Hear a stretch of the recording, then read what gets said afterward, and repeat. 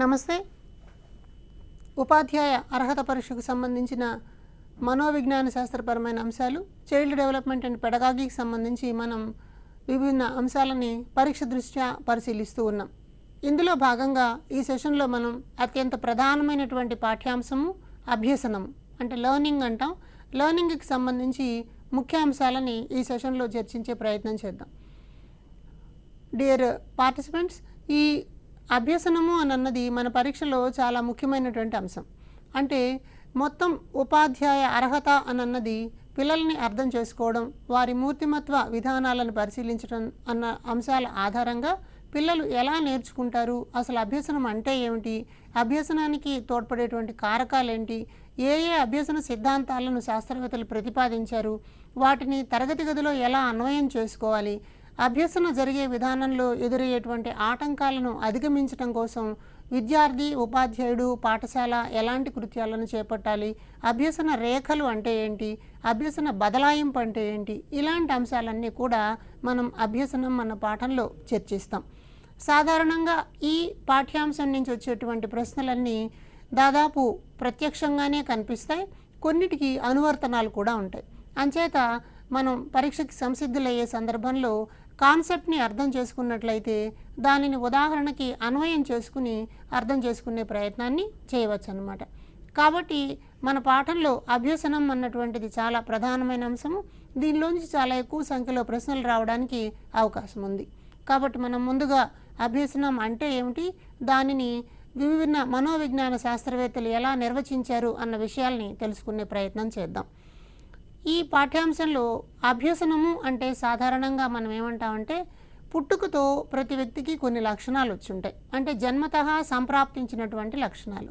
ఇలా జన్మతః సంప్రాప్తించినటువంటి లక్షణాలతో పాటుగా వ్యక్తి తన చుట్టూ ఉన్నటువంటి పరిసరాలతో ప్రతిచర్య జరుపుతూ ఉంటాడు. కాబట్టి అక్కడి నుంచి కూడా కొన్ని రకాల లక్షణాలని నేర్చుకుంటాడు లేదా ఆర్జిస్తాడు.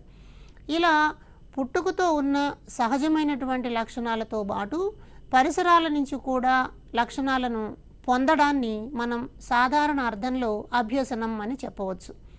కాబట్టి ఈ పాయింట్లో అభ్యసనము అంటే పుట్టుకతో వచ్చినటువంటి లక్షణాలకు అనుబంధంగా పరిసరాల నుంచి కొన్ని విషయాలను తెలుసుకోవడం అని అర్థం చేసుకోవాలి. అయితే అభ్యసనము అనేటువంటి అంశం అది శిశువు జన్మించినప్పటి నుంచి జీవితాంతం వరకు ఉండేటువంటి ప్రక్రియ.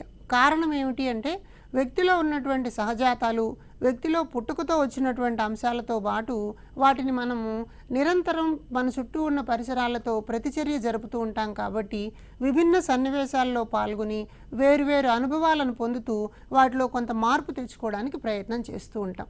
అంచేత దీన్ని మనం నిరంతరం కొనసాగేటువంటి ప్రక్రియ అంటారు. అంటే కొన్ని సందర్భాల్లోనేమో మన గత అనుభవాలు ఇప్పుడున్నటువంటి అనుభవాన్ని అర్థం చేసుకోవడానికి పనికొస్తాయి. కానీ మానవ జీవితంలో ప్రతి సందర్భంలోనూ ఒక ప్రత్యేక కొత్త నూతన సన్నివేశాలే ఏర్పడుతూ ఉంటాయి. కాబట్టి అక్కడి నుంచి వ్యక్తి కొంత నేర్చుకోవాల్సి వస్తుంది. అంచేత అభ్యసనాన్ని నిరంతర ప్రక్రియ అని చెప్తారు. అలాగే ఇది మామూలుగా శారీరకంగా వచ్చేటువంటి మార్పులు, లేకపోతే శారీరక పరిమాణంలో వచ్చినటువంటి మార్పు, శారీరక అవయవాలలో వచ్చినటువంటి మార్పులను మనం అభ్యసనము అని చెప్పి అనకూడదంటారు. ఎందువల్ల? పెరుగుదల వల్ల వచ్చేటువంటి వాటిలో అవి జైవిక సంబంధమైనటువంటి అంశాలలో హార్మోన్ల ప్రభావం వల్ల కలిగేటువంటి విశేషాలలో వాటికే మార్పులు వస్తూ ఉంటాయి. దానికేమి సాధన, అభ్యాసం అన్నవి అవసరం లేదన్నమాట. కాబట్టి ఇలాంటి వాటిని మనం అభ్యసనము అని చెప్పలేం.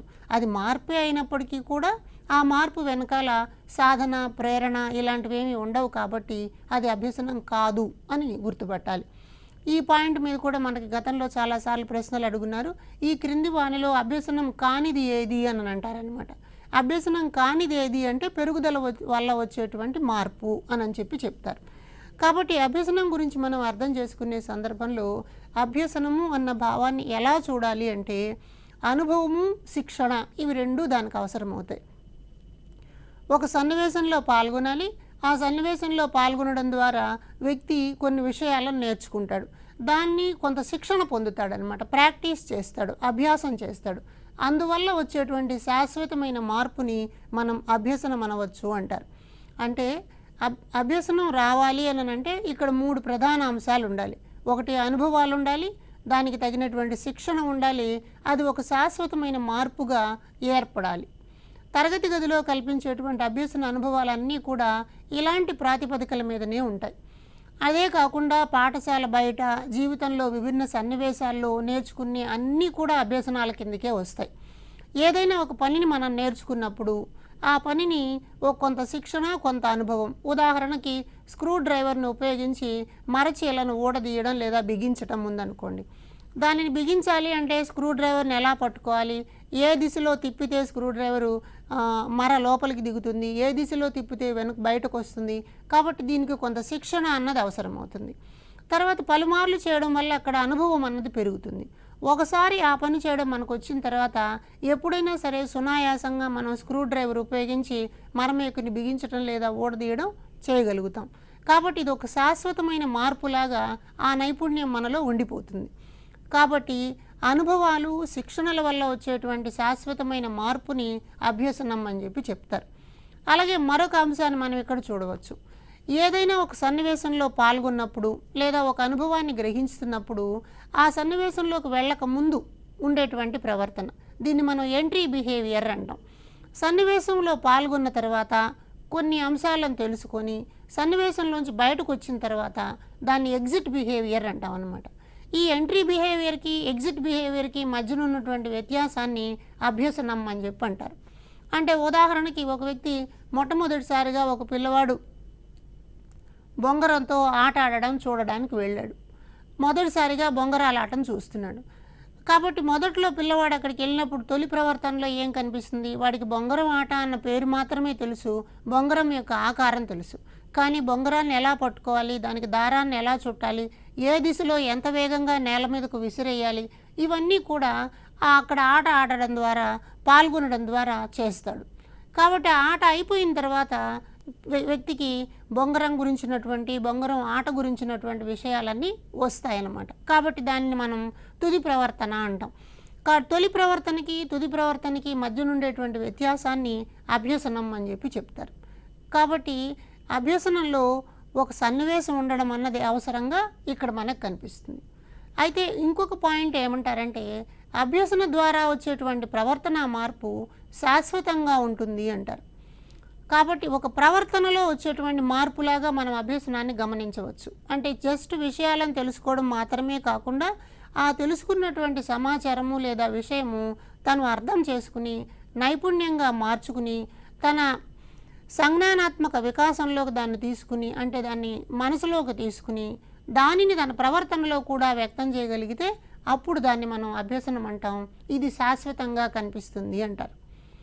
కాబట్టి అభ్యసన యొక్క అంతిమ ఫలితాన్ని మనం ఏం చెప్పొచ్చు, ప్రవర్తనలో కలిగేటువంటి మార్పు.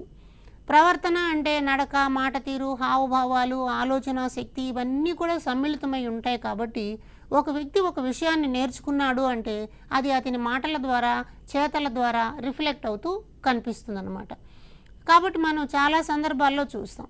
ఉదాహరణకి ఒక పిల్లవాడు మొదటిసారి పాఠశాలలోకి వెళ్ళినప్పుడు పాఠశాలలో ఒక అభినయ గేయాన్ని, చిట్టి చిలకమ్మ అని ఒక అభినయ గేయాన్ని నేర్పించినట్లయితే పిల్లవాడు పాట పాడుతూ దాన్ని అభినయం చేస్తూ ఉంటాడు. ఇంటికి వచ్చిన తర్వాత కూడా అమ్మ దగ్గర, నాన్న దగ్గర, ఇతర పెద్దవాళ్ళ దగ్గర ఈ పాటను పాడుతూ నాట్యం చేస్తూ కనిపిస్తాడు. వాడు చాలా ఆనందంగా ఆ పాట పాడేటప్పుడు కనిపిస్తాడు. అంటే ఆ పాటని నేర్చుకోవడం ద్వారా, ఆ అభినయాన్ని నేర్చుకోవడం ద్వారా అతని ప్రవర్తనలో ఒక శాశ్వతమైనటువంటి మార్పు వచ్చినట్లుగా మనం గమనించవచ్చు. అయితే ఇది ఎలా వచ్చింది అని చూసినప్పుడు అక్కడ ఒక పని ఉంది, అక్కడ ఒక సన్నివేశం ఉంది, సన్నివేశంలో పాల్గొనడం ద్వారా అతను నేర్చుకుంటాడు. కాబట్టి అభ్యసన అని అన్నది తప్పనిసరిగా అనుభవంతో కూడినదిగా ఉండాలి అని మనకు తెలుస్తుంది. ఈ మూడు అంశాలు పరీక్ష దృష్ట్యా చాలా అవసరమైనవి. వీటిల్ని ఒకసారి మనం మననం చేసుకునే ప్రయత్నం చేద్దాం. అయితే ఈ అభ్యసనానికి సంబంధించి మనం రకరకాలైనటువంటి మనోవైజ్ఞానికులు రకరకాల మాటలు చెప్పారు. వీటిని తెలుసుకునే ముందుగా అభ్యసనము అన్నటువంటి భావనలో ఏమేమి ప్రధాన అంశాలు ఉన్నాయో ఒకసారి చూద్దాం. అభ్యసనము అంటే అక్కడ ఒక సన్నివేశం ఉండాలి, ఆ సన్నివేశం ద్వారా వ్యక్తికి ఒక శిక్షణ ఇవ్వబడాలి, అది ఒక అనుభవాత్మక రూపంలోకి మార్చబడాలి, తర్వాత దాన్ని వ్యక్తి యొక్క ప్రవర్తనలో ప్రతిబింబించేటట్టుగా చేయగలగాలి. ఈ 4 పనులు జరిగితే అప్పుడు దానిని మనం అభ్యసనం అంటాం. కాబట్టి అభ్యసన గురించి నిర్వచనాలు ఇచ్చేటువంటి మనోవైజ్ఞానికులందరూ కూడా ఈ 4 అంశాల చుట్టూనే కనిపిస్తారు. అంటే అక్కడ ఎలాంటి అనుభవం ఇవ్వబడింది, అక్కడ ఇవ్వబడినటువంటి శిక్షణ ఎలా ఉంది, తర్వాత నైపుణ్యాలు ఇలాంటివి ఏమైనా అభివృద్ధి చెందబడుతున్నాయా, ఈ వచ్చినటువంటి మార్పు శాశ్వతంగా ఉందా లేదా, ఆ మార్పు వ్యక్తి యొక్క ప్రవర్తనలో, మాట తీరులో, హావభావాల్లో కనిపిస్తోందా లేదా, ఇవన్నీ కూడా ఈ నిర్వచనాల్లో మనకుంటాయి. అంచేత నిర్వచనాన్ని అర్థం చేసుకోవాలి అంటే అభ్యసన యొక్క మౌలిక స్వరూపం మనకు తెలిసి ఉండాలి. కాబట్టి సంక్షిప్తంగా చూసినట్లయితే అభ్యసనము లేదా లెర్నింగ్ అనేది అనుభవాలతో కూడుంటుంది, శిక్షణతో కూడుంటుంది, శాశ్వతంగా ఉంటుంది, ప్రవర్తనలో మార్పుకి దారితీస్తుంది. ఈ 4 స్తంభాల మీద నిర్మాణమైనటువంటి అభ్యసనం అన్నది వివిధ మనోవైజ్ఞానికులు ఎలా చెప్పారో చూద్దాం. పరీక్ష దృష్ట్యా ఈ నిర్వచనాలు చాలా ఇంపార్టెంట్. అదే సందర్భంలో నిర్వచనం మొత్తాన్ని మన వాళ్ళు ఎవరు రాయమని అడగరు కాబట్టి కీవర్డ్ చాలా ఇంపార్టెంట్. ఆ కీవర్డ్ ఆధారంగా ఏ నిర్వచనాన్ని ఎవరు చెప్పారన్నది మనం పరిశీలించుకోవచ్చు. మొదటగా ఒక నిర్వచనాన్ని చూడండి. అనుభవ ఫలితంగా వ్యక్తి ప్రవర్తనలో వచ్చే స్థిరమైన శాశ్వతమైనటువంటి మార్పు. కాబట్టి అభ్యసనం అనే దానిలో ఇక్కడ అనుభవం గురించి మాట్లాడుతున్నాడు, ప్రవర్తన గురించి మాట్లాడుతున్నాడు. అయితే మార్పు ఎలా ఉంటుంది అంటే స్థిరమైన శాశ్వతమైన మార్పు. ఈ మాట చెప్పినవాడు బెర్న్హార్డ్ అనే మనోవైజ్ఞానికుడు. కాబట్టి బెర్న్హార్డ్ ప్రకారం అనుభవం అనేది ఉంటుంది, అది స్థిరమైన శాశ్వతమైనటువంటి ప్రవర్తన మార్పుని కల్పిస్తుంది.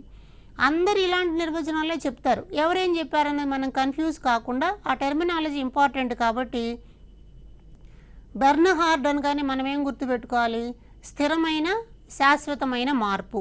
మరి స్థిరము శాశ్వతము రెండు ఒకటే కదా అని అంటే సస్టైనబుల్ అంటాం. కాబట్టి ఇలాంటి మార్పుని మనం బెర్న్హార్డ్ ద్వారా చూస్తాం. అయితే అనుభవము శిక్షణ ద్వారా జరిగే పరివర్తన, ఈ మాట చెప్పిన వాడు గేట్స్.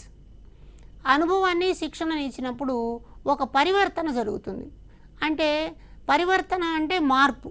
ఇంతకు ముందు ఉన్నటువంటి దాన్ని ఇప్పుడు కొత్త స్థానంలో వచ్చి చేరుతుంది, దాన్ని మార్పు, పరివర్తన చెందాడు అంటాం. అంటే ఒక అంశాన్ని నేర్చుకున్న తర్వాత గతంతో పోలిస్తే ఇప్పుడు ఆ పనిని సమర్థవంతంగా చేయగలుగుతాడు. ఉదాహరణకి వస్తువులని వరుస క్రమంలో అమర్చడం ఉందనుకోండి. దీనికి ఒక శిక్షణ ఇచ్చిన తర్వాత ఆకారం ఆధారంగా, పరిమాణం ఆధారంగా, రంగు ఆధారంగా, ఉపయోగం ఆధారంగా ఇలా విభిన్న సందర్భాలలో వాటిని వరుస క్రమాల్లో ఉంచడం అన్నది చేయగలుగుతారనమాట. ఇలా జరిగేటువంటి పరివర్తనని అభ్యసనం అనవచ్చు అంటారు గేట్స్. అలాగే బోజ్ అనేటువంటి ఆయన ఏం చెప్తాడు అంటే ప్రేరణ ప్రతిచర్యల మధ్య ఏర్పడే సంబంధం లేదా బంధం అంటాం. అంటే అభ్యసన జరగాలి అంటే ప్రేరణ అన్నది చాలా అవసరం, అలాగే ప్రతిచర్య కూడా చాలా అవసరం. ప్రేరణ ప్రతిచర్య ఇవి రెండు చాలా కీలకం. నేర్చుకోవడానికి తోడ్పడేటువంటి అంశాన్ని ప్రేరణ అంటాం. ఆ ప్రేరణ కలిగినప్పుడు వ్యక్తి ఏదో ఒక ప్రతిచర్యని ఇస్తాడు. ఈ ప్రేరణకి ప్రతిచర్యకి 2-3 సార్లు చేయడం వల్ల ఒక బంధం ఏర్పడుతుంది. ఆ బంధాన్ని మనం అభ్యసనం అనాలి అని అంటాడు. అంటే ఉదాహరణకి గంట కొట్టారనుకోండి, స్కూల్లో పిల్లలందరూ ప్రార్థనా సమావేశానికి హాజరవుతారు. లేదా పీటీ మాస్టర్ విజిల్ ఊదాడు, విజిల్ ఊదగానే పిల్లలందరూ అటెన్షన్లో నిలబడతారు. ఇలా ఒక 4-5 సార్లు జరిగిన తర్వాత పీటీ మాస్టర్ విజిల్ ఊదగానే ఎక్కడున్నా సరే విజిల్ శబ్దానికి పిల్లలందరూ వచ్చి వరుసలో నిలబడతారు. అలా ఏర్పడేటువంటి బంధాన్ని మనము అభ్యసనం అనవచ్చు అంటాడు బోజ్ అన్న మనోవైజ్ఞానికుడు. అలాగే Martin Crow and Henry Crow and Crow అనే మనోవైజ్ఞానికులు ఏం చెప్తున్నారు అంటే అనుభవం ద్వారా ఏర్పడేటువంటి ప్రవర్తన మార్పు అంటున్నారు. అంటే ఇక్కడ వచ్చేటువంటి ప్రవర్తన మార్పు కారణం అనుభవం. అనుభవం లేకపోతే ప్రవర్తన మార్పు రాదు అంటారు. కాబట్టి అనుభవము is nothing but learning by doing. కాబట్టి క్రో అండ్ క్రో అభిప్రాయం ప్రకారం ఒక అభ్యసనం జరగాలి అంటే తప్పనిసరిగా ఒక అనుభవం ఉండాలి. ఆ అనుభవం మనకు ఎలా వస్తుంది, మౌఖికంగా వస్తుందా, చేతల ద్వారా వస్తుందా అన్నది ప్రాధాన్యత అంశం అన్నమాట. అలా మార్పు కలిగితే దానిని మనం అభ్యసనం అనవచ్చు అని అంటున్నారు క్రో అండ్ క్రో. తర్వాత గార్డనర్ మర్ఫీ అనే మనోవైజ్ఞానికుడు ఒక మంచి నిర్వచనాన్ని ఇచ్చాడు. అవసరాలను ఎదుర్కోవడానికి వీలుగా కలిగే ప్రవర్తన మార్పు అని అన్నాడు. కాబట్టి మర్ఫీ యొక్క ఉద్దేశంలో అనుభవం కన్నా అవసరాలు చాలా ప్రధానం అంటున్నాడు. వ్యక్తి యొక్క అవసరాలను దృష్టిలో పెట్టుకుని ఆ అవసరాలను ఎదుర్కోవడానికి ఎలాంటి ప్రవర్తన మార్పులను పొందుతారో దానిని అభ్యసనం అనాలి అంటారు. అంటే అవసరం లేకపోతే మనం ఆ పనిని చేయం. అది సాధించడం కోసము, ఆ అవసరాన్ని తీర్చుకోవడం కోసము మనం ఆ సన్నివేశంలో పాల్గొని దాన్ని నేర్చుకుంటాం.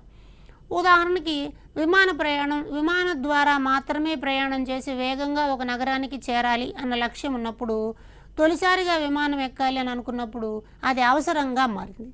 అందుకోసం వ్యక్తి ఎలా విమానాశ్రయానికి వెళ్ళాలి, టికెట్ ఎలా తీసుకోవాలి, విమానంలో ఎలా ఎక్కాలి, దిగిన తర్వాత ఏం చేయాలి, ఇవన్నీ కూడా తానే తెలుసుకుని తానే నేర్చుకుని ఆ ప్రయాణాన్ని ముగిస్తాడు.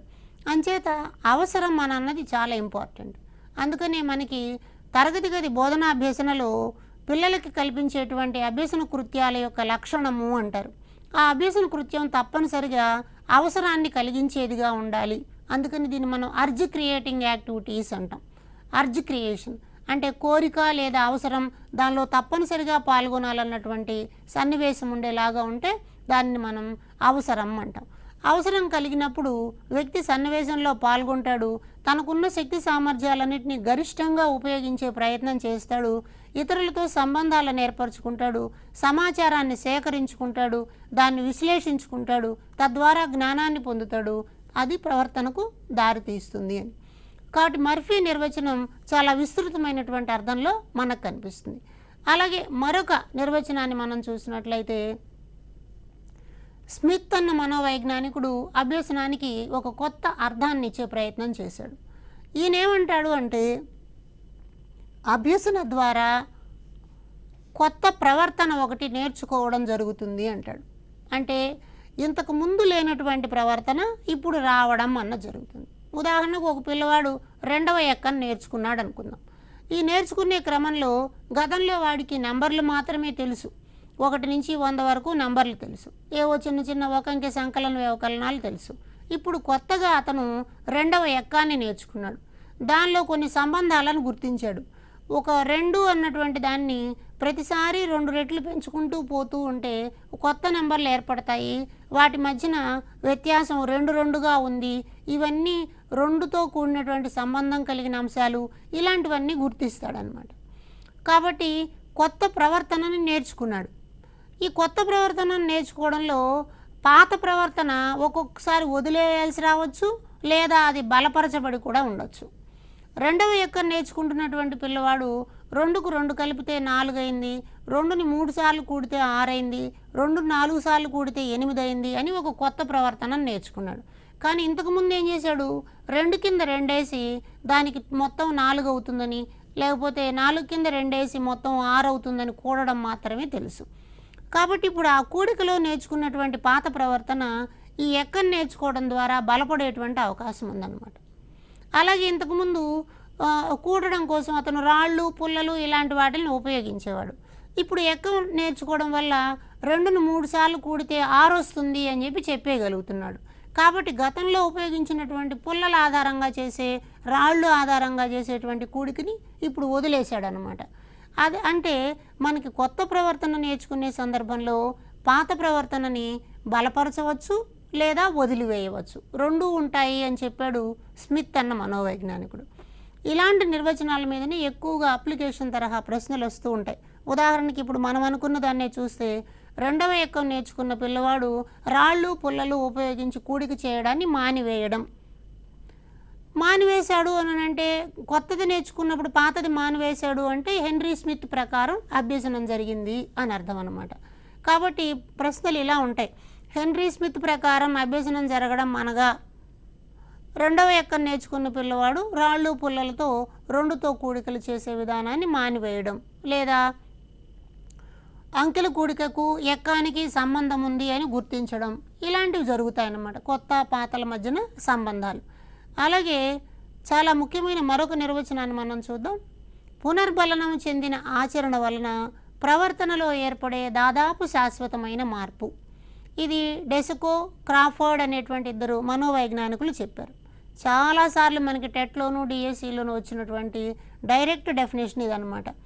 పునర్బలనం చెందిన ఆచరణ వలన ప్రవర్తనలో ఏర్పడే దాదాపు శాశ్వతమైన మార్పు. ఇంతకుముందు కూడా చాలామంది శాశ్వతమైన మార్పు అని చెప్పారు, స్థిరమైన శాశ్వతమైన మార్పు అని చెప్పారు, ప్రవర్తన మార్పు అని చెప్పారు.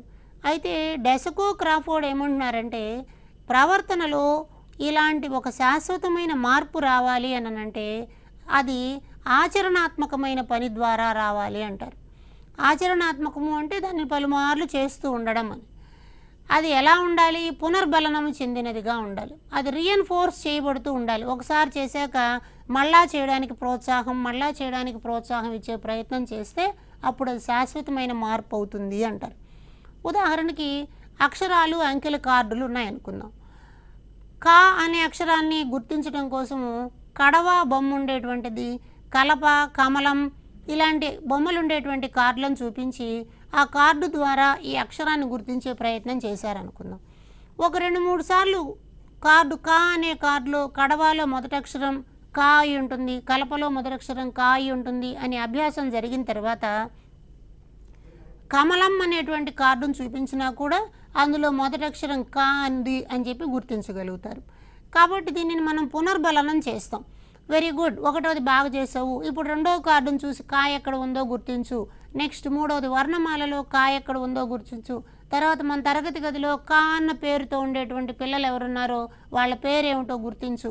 ఇట్లా పునర్బలనం చేయడం ద్వారా, దానిని ఆచరణలోకి తీసుకోవడం ద్వారా ప్రవర్తనలో వచ్చేటువంటి శాశ్వతమైన మార్పుని మనము అభ్యసనం అనాలి అని చెప్తారు డెసకో మరియు క్రాఫోర్డ్. కాబట్టి డెసకో క్రాఫోర్డ్ నిర్వచనంలో ముఖ్యాంశాలు ఏమున్నాయి?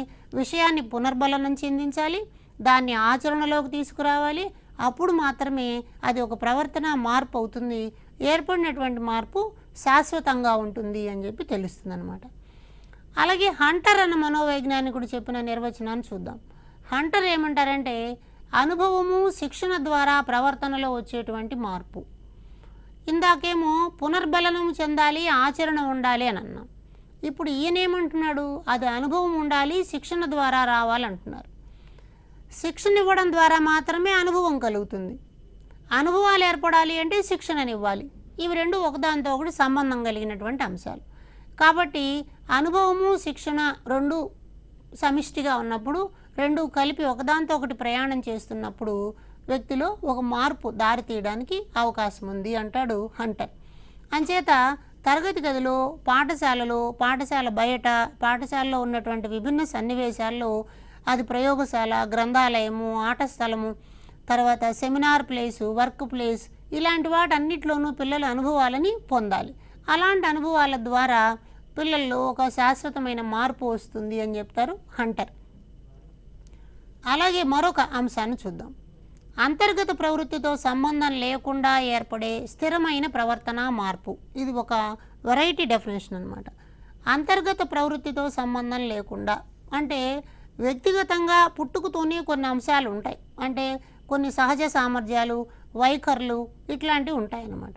ఈ పుట్టుకతో వచ్చినటువంటి అంశాలతో సంబంధం లేకుండా శిక్షణ కలిగించినప్పుడు, అనుభవాన్ని ఇచ్చినప్పుడు వచ్చేటువంటి శాశ్వతమైన స్థిరమైన మార్పు ఉంటే దానిని మనం అభ్యసనం అనాలంటాడు హిల్గార్డ్ అన్న మనోవైజ్ఞానికుడు. కాబట్టి ఇక్కడ మనం ఏం గమనించాలి? వ్యక్తిలో కొన్ని సహజ సిద్ధమైన అంశాలు ఉంటాయి, అంత మాత్రం అది అభ్యసనము అని చెప్పి చెప్పడానికి వీలు లేదనమాట. అంటే ఒక వ్యక్తిలో సహజ సిద్ధంగానే గుండ్రంగా రాసేటువంటి అక్షరాలు రాసేటువంటి బొమ్మలు గీయగలిగినటువంటి నైపుణ్యం సహజ సిద్ధంగా ఉంది అని అనుకుందాం. కానీ తరగతి గదిలో దాంతో సంబంధం లేకుండా గుండ్రంగా రాయడానికి ఒక అభ్యాసాన్ని, ప్రాక్టీస్ని ఇచ్చినప్పుడు అతను తనలో సహజంగా ఉన్న అంశానికి ఇది జోడి పడుతుంది, కాబట్టి ఇంకా మెరుగ్గా ఆ నైపుణ్యాన్ని ప్రదర్శించడానికి అవకాశం వస్తుందన్నమాట. కాబట్టి అంతర్గత ప్రవృత్తి అన్నది ఒక అంశంగా హిల్గార్డ్ చెప్తూ ఉన్నారు. కాబట్టి మనం అభ్యసన నిర్వచనాలను చూసేటప్పుడు పునర్బలనంతో కూడిన ఆచరణ వలన ఏర్పడే శాశ్వతమైనటువంటి మార్పు, ఇది కింబాల్ చెప్పినటువంటి నిర్వచనం. ఇందాక కూడా పునర్బలనము అన్నాం. అయితే ఇందాక పునర్బలనము అన్న దాంట్లో ఏం కనిపించింది మనకి? ఆచరణ అన్నటువంటి పాయింట్ ఉంది. ఇప్పుడు పునర్బలనములో ఉన్నటువంటి ఆచరణ అయినప్పటికీ ఏర్పడేది శాశ్వతమైన మార్పుగా ఉండాలి అని అంటాడు కింబాల్. మరొక కింబ్లే చెప్పినటువంటి నిర్వచనంలో కూడా ఇదే కనిపిస్తుంది. పునర్బలనం చెందిన ఆచరణ వల్ల వ్యక్తి సామర్థ్యాలలో ఏర్పడే సాపేక్షమైన శాశ్వతమైన మార్పు అని అంటారు. అంటే ఆ మార్పు ఎలా ఉండాలి? సాపేక్షమైనదిగా ఉండాలి. మరొక దాంతో పోల్చినప్పుడు మార్పుకు దారి తీసేదిగా ఉండాలి. శాశ్వతంగా ఉండాలి ఆ మార్పు. ఈ మార్పు ఎందులో రావాలి? సామర్థ్యాలలో రావాలి. అది పనిచేసేటువంటి సామర్థ్యంలో, వ్యక్తీకరించేటువంటి సామర్థ్యం, రాయగలిగిన సామర్థ్యం, బొమ్మలు గీయగలిగిన సామర్థ్యం, ఇలా రకరకాల సామర్థ్యాలు ఉంటాయి. కాబట్టి ఆ సామర్థ్యాలలో వచ్చేటువంటి మార్పు అని చెప్తాడు కింబ్లీ. అయితే హర్జన్ హాన్ అన్న మనోవైజ్ఞానికుని యొక్క నిర్వచనాన్ని చూసినట్లయితే అనుభవాల వలన ఏర్పడే సాపేక్షమైన శాశ్వతమైన మార్పు అంటాడు. ఇందాక పునర్బలనము అని అన్నాం, ఇక్కడేమో అనుభవాలు అంటున్నాం. అనుభవాలు కలిగిస్తేనే పునర్బలనం ఏర్పడుతుంది. కాకపోతే ఒక్కొక్క మనోవైజ్ఞానికుడు ఒక్కొక్క రకమైన పదాన్ని వాడడం మనం ఇక్కడ చూస్తాం. అయితే హర్జన్ హాన్లో ఉన్నటువంటి మరొక విశేషం ఏంటంటే కొన్నిసార్లు కొన్ని ప్రవర్తనా మార్పులు వస్తూ ఉంటాయి. అయితే ఈ ప్రవర్తనా మార్పులకు కారణాలు జబ్బు పడడం కావచ్చు, లేదా మత్తు పదార్థాలు ఇలాంటి వాటికి బానిసలు కావడం కూడా కావచ్చు. ఒకవేళ ఒక వ్యక్తి జబ్బు పడ్డాడు అనుకోండి, అంతకుముందు ఆరోగ్యవంతుడుగా ఉన్నప్పుడు చక్కగా నడవగలిగేవాడు, గబగబా అందరితో కలుపుగోలుగా ఉండగలిగేవాడు. జబ్బు పడిన వెంటనే అతను నిర్వీర్యం అయిపోయి కనిపిస్తాడు. అది కూడా ఒక మార్పే, కానీ దానిని మనం అభ్యసనం అని చెప్పి అనకూడదు. అలాగే మత్తు పదార్థాలు సేవించే వాళ్ళు కూడా కొన్ని రకాల ప్రవర్తనా విధానాలని ప్రదర్శిస్తూ ఉంటారు. అది కూడా ప్రవర్తనా మార్పే. అయితే ఆ ప్రవర్తనా మార్పు శాశ్వతం కాకపోవచ్చు. కాబట్టి ఇక్కడ జరిగేటువంటి మార్పులను మనం అభ్యసనం అనకూడదు అంటారు హర్జన్ హాన్. కాబట్టి ఇక్కడ అనుభవాలు సాపేక్షంగా ఉండాలి, శాశ్వతంగా ఉండాలి అని చెప్పినప్పటికీ అనుభవాలు యొక్క ప్రాధాన్యతగా మాత్రమే ఉంది, కానీ జబ్బులు, మత్తు పదార్థాలు అన్నవి మనం దృష్టిలోకి తీసుకోవాల్సిన అవసరం లేదు అని అన్నది గమనించాలి. కాబట్టి ఈ విధంగా మనకి రకరకాలైనటువంటి అభ్యసన నిర్వచనాలు మనకు కనిపిస్తాయి. కాబట్టి నిర్వచనాలలో ప్రతి దాంట్లోనూ ఒక కీ వర్డ్ని ఒక్కసారి గుర్తుపెట్టుకునే ప్రయత్నం చేద్దాం. బెర్న్హార్డ్ అనగానే మనకేం తెలియాలి? స్థిరమైన శాశ్వతమైన మార్పు. బెర్న్హార్డ్ ప్రకారం మార్పు స్థిరము, శాశ్వతము. అలాగే గేట్స్ ద్వారా ఏం తెలియాలి? ఇది ఒక పరివర్తన లాంటిది. పరివర్తన అన్న పదాన్ని మిగిలిన వాళ్ళు ఎవరు వాడలేదు, అందరూ ప్రవర్తన అన్నారు. ఈయన పరివర్తన అన్నాడు. కాబట్టి గేట్స్ ఉద్దేశంలో పరివర్తన అన్నది ముఖ్యం. బోజ్ అనేటువంటి వాడు ఏం చెప్తున్నాడు? ప్రేరణ ప్రతిచర్యల మధ్య ఏర్పడే సంబంధం అంటారు. కాబట్టి ఒక ప్రేరణ ఉండాలి, ఒక ప్రతిచర్య ఉండాలి. క్రో అండ్ క్రో ఏమంటున్నారు? అనుభవం ద్వారా ఏర్పడేటువంటి ప్రవర్తన మార్పు. మర్ఫీ ప్రకారం అవసరాలను ఎదుర్కోవడానికి కలిగించేటువంటి ప్రవర్తన మార్పు. అలాగే పాత ప్రవర్తన, కొత్త ప్రవర్తన అన్న అంశాల దృష్ట్యా చెప్పిన వాళ్ళు స్మిత్. డెసికో క్రాఫోర్డ్ ఏమంటున్నారు? పునర్బలనం చెందిన ఆచరణ వలన ఏర్పడుతుంది అంటున్నారు. హంటర్ అనే మనోవైజ్ఞానికుడు ఏం చెప్తున్నాడు? అనుభవము, శిక్షణ ద్వారా వచ్చేటువంటి మార్పుగా దీనిని పేర్కొన్నాడు. హిల్గార్డ్ ప్రకారం అంతర్గత ప్రవృత్తితో సంబంధం లేకుండా ఉంటుంది అని అన్నాడు. అలాగే కింబాల్ అన్న ఆయన పునర్బలనము, ఆచరణ రెండూ ఉండాలి అంటారు. కింబ్లే ఏమంటున్నాడు? పునర్బలనము, ఆచరణ ఉన్నప్పుడు సాపేక్షమైన శాశ్వతమైనటువంటి మార్పు అంటున్నాడు. అలాగే మత్తు పదార్థాలు, వీటి ద్వారా వచ్చేటువంటి దానిని మనం అభ్యసనం అనకూడదు అని చెప్పాడు హర్జన్ హాన్. ఈ నిర్వచనాలన్నీ కూడా పరీక్ష దృష్ట్యా చాలా ప్రధానమైనటువంటి అంశాలు. అయితే ఇలాంటి అభ్యసనానికి కొన్ని ప్రధానమైన లక్షణాలు ఉంటాయి. ఆ లక్షణాలను కూడా మనం గమనించాలి పరీక్ష దృష్ట్యా. అభ్యసనం వైయక్తిక లక్షణాన్ని కలిగి ఉంటుంది. వైయక్తిక అంటే వ్యక్తి నుంచి వ్యక్తికి తేడాతో ఉంటుంది. ఒక విద్యార్థి ఒక రకంగా నేర్చుకోగలిగితే రెండో విద్యార్థి మరొక రకంగా నేర్చుకుంటాడు. ఒక విద్యార్థి ఒక అంశంలో నైపుణ్యం కలిగి ఉంటే ఇంకొక అతను వేరే అంశంలో నైపుణ్యం కలిగి ఉంటాడు. కాబట్టి అభ్యసనం అన్నది వైయక్తిక గుణాన్ని కలిగి ఉంటుంది అంటాం. అలాగే అభ్యసనానికి సంచిత స్వభావం ఉంటుంది. సంచిత స్వభావం అంటే క్యుములేటివ్ నేచర్. ఒక అంశాన్ని నేర్చుకున్న తర్వాత దాని ఆధారంగా రెండవ అంశాన్ని, దాని ఆధారంగా మూడవ అంశాన్ని నేర్చుకోవడానికి వీలవుతుంది. అక్షరాలు నేర్చుకోవడం తర్వాత 2 అక్షరాల పదాలు, 3 అక్షరాల పదాలు చదువుతారు. ఆ పదాలు వచ్చిన తర్వాత గుణింతాలను చదువుతారు. గుణింతాల ఆధారంగా కొత్త పదాలను చదవడం, వాటి ఆధారంగా వాక్యాలని, పారాగ్రాఫుల్ని చదవడం అన్న లక్షణం వస్తుంది. కాబట్టి దీనిని సంచిత స్వభావము అంటాం. అలాగే అభ్యసనం జీవిత పర్యంతం జరిగేటువంటి అంశం. ఎందుకంటే వ్యక్తి జీవితంలో నిరంతరం ఏదో ఒక అనుభవాలు ఏర్పడుతుంటాయి. ప్రతి అనుభవం కొత్తగా ఉంటుంది. కొత్త అనుభవాన్ని నుంచి ఏదో ఒకటి నేర్చుకుంటూ ఉంటాడు. కాబట్టి ఇది జీవిత పర్యంతం కొనసాగేటువంటి సన్నివేశం. కాబట్టి నేర్చుకోవడం మన అన్నది లైఫ్ టైం లాంగ్గా ఉండడం అనేది మనం వ్యక్తులకు అలవాటు చేయాలి పాఠశాల ద్వారా అని ఇక్కడి నుంచి మనం గుర్తించుకోవచ్చు అనమాట. అట్లా మనం అభ్యసనానికి సంబంధించినటువంటి లక్షణాలను కూడా అధ్యయనం చేయాలి. కాబట్టి ఈ మొదటి ఎపిసోడ్లో మనం అభ్యసనం యొక్క నిర్వచనాలను గమనిస్తున్నాం. శాస్త్రవేత్తలు వారి వారి అభిప్రాయాల దృష్ట్యా అభ్యసనానికి వివిధ ప్రమాణాలని ప్రతిపాదిస్తూ అందులో అనుభవం ఉండాలి, శిక్షణ ఉండాలి, ప్రవర్తన మార్పు రావాలి, అది శాశ్వతంగా ఉండాలి అని చెప్పి నిర్వచనాలను ఇవ్వడం జరిగిందనమాట. కాబట్టి ఈ విషయాలని ఉదాహరణలతో పాటు మనం అనలైజ్ చేసుకున్నట్లయితే పరీక్షలో మంచి మార్కులు పొందడానికి అవకాశం వస్తుంది. ధన్యవాదాలు.